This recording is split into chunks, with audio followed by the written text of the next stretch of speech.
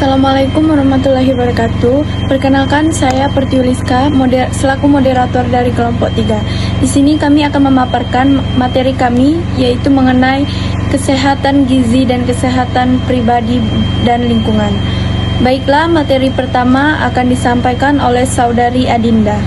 Yang pertama, pengertian gizi. Gizi adalah suatu proses organisme menggunakan makanan yang dikonsumsi secara normal melalui proses digesti, absorpsi, transportasi, penyimpanan, metabolisme, dan pengeluaran zat-zat yang tidak digunakan untuk mempertahankan kehidupan, pertumbuhan, dan fungsi-fungsi normal dari organ, serta menghasilkan energi. Yang kedua, sumber-sumber makanan bergizi ada 6. Yang pertama, karbohidrat yang berfungsi sebagai sumber tenaga yang terdapat di dalam jagung, roti, ubi, dan nasi. Yang kedua, protein berfungsi untuk membangun tubuh dan memperbaiki jaringan dan sel yang rusak. Yang ketiga, lemak. Lemak berfungsi sebagai sumber tenaga atau energi sebagai cadangan makanan. Lemak ada 2 macam, yaitu lemak hewani yang dihasilkan oleh hewan seperti daging, telur, ikan, dan lemak nabati dihasilkan oleh tumbuh-tumbuhan seperti kelapa dan kacang merah. Keempat, yaitu vitamin, merupakan zat makanan yang berguna untuk melancarkan semua proses yang terjadi di dalam tubuh. Vitamin ada bermacam-macam, yaitu vitamin A, B, C, E, dan K. Vitamin B dan C larut dalam air, sedangkan vitamin A, D, E, dan K larut dalam lemak. Yang kelima, mineral. Mineral berfungsi dalam tubuh untuk melancarkan semua proses yang terjadi di dalam tubuh. Macam-macam mineral, yang pertama yaitu kalsium, berfungsi sebagai pembentuk tulang dan gigi. Yang kedua, zat besi, sebagai pengikat oksigen di dalam tubuh. Yang ketiga, fosfor, berfungsi menjaga kesehatan dan serta kekuatan gigi dan gusi. Yang keempat, iodium, yang berfungsi mencegah penyakit gondok. Yang terakhir yaitu air, merupakan zat yang sangat penting bagi tubuh. Air berfungsi memperlancar metabolisme seperti proses pencernaan dan peredaran darah. Materi selanjutnya akan disampaikan oleh Saudari Pera. 3. Pengertian status gizi. Status gizi adalah baik buruknya penyediaan makanan sehari-hari. Status gizi dapat dibedakan menjadi 3, yaitu gizi baik, gizi buruk, dan gizi lebih. 4. Indikator status gizi. Indikator status gizi adalah tanda-tanda yang dapat memberikan gambaran pada suatu keadaan antara asupan dan zat gizi. 5. Akibat yang ditimbulkan karena gizi salah atau malnutrisi. Dampak negatif yang ditimbulkan karena gizi salah yaitu daya tahan terhadap penyakit akan menurun. Perbaikan gizi adalah salah satu faktor utama untuk membantu meningkatkan kekebalan terhadap penyakit. Cara perbaikan status gizi. Yang pertama yaitu kebutuhan energi dan zat gizi ditentukan oleh umur, berat badan, aktivitas, dan jenis kelamin. Yang kedua yaitu pola makan harus disesuaikan.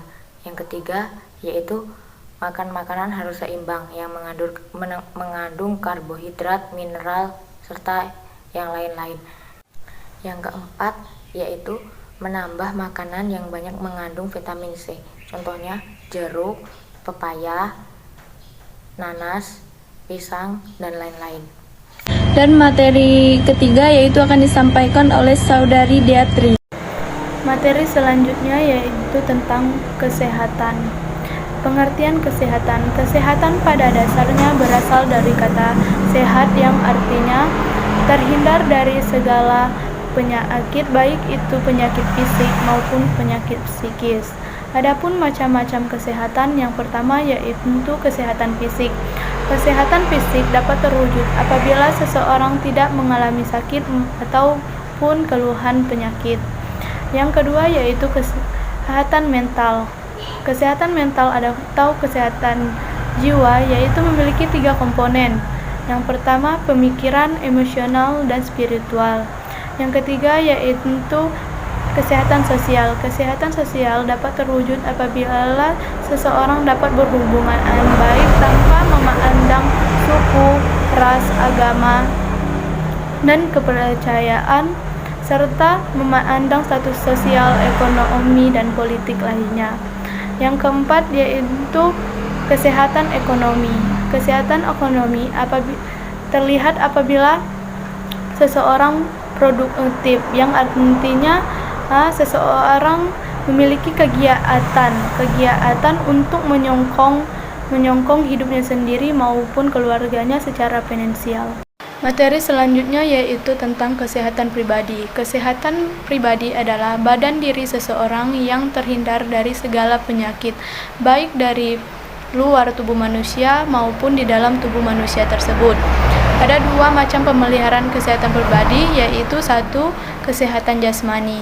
Kesehatan jasmani adalah makan, minum, 4 sehat, 5 sempurna, atau rajin berolahraga. Yang kedua yaitu kesehatan rohani. Kesehatan rohani yaitu selalu berpikir positif di setiap waktu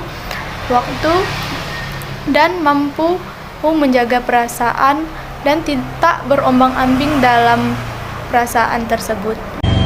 Baiklah, materi terakhir yaitu akan disampaikan oleh Saudara Nova. Kesehatan lingkungan adalah keseimbangan antara lingkungan dan manusia dalam merawat dan pengelolaan lingkungan yang dapat tercapai kondisi yang bersih, sehat, nyaman, serta terhindar dari segala penyebab penyakit. Syarat-syarat lingkungan yang sehat itu keadaan air, keadaan udara, keadaan tanah, dan keadaan udara. Cara-cara merawat lingkungan dengan baik yaitu tidak mencemari air dan mengurangi penggunaan kendaraan motor dan mengelola tumbuhan dan merawat tanah dengan baik. Adapun tujuannya yaitu tujuan pemeliharaan kesehatan lingkungan yaitu mengurangi pemanasan global dengan menanam tumbuhan sebanyak-banyaknya pada lahan kosong, dan menjaga kesehatan lingkungan serta lingkungan yang sehat adalah lingkungan yang terhindar dari segala penyebab penyakit. Baiklah, itulah tadi materi yang dapat kami sampaikan. Jika terdapat kesalahan, kami mohon maaf. Saya akhiri. Wabillahi taufiq wal hidayah. Wassalamualaikum warahmatullahi wabarakatuh.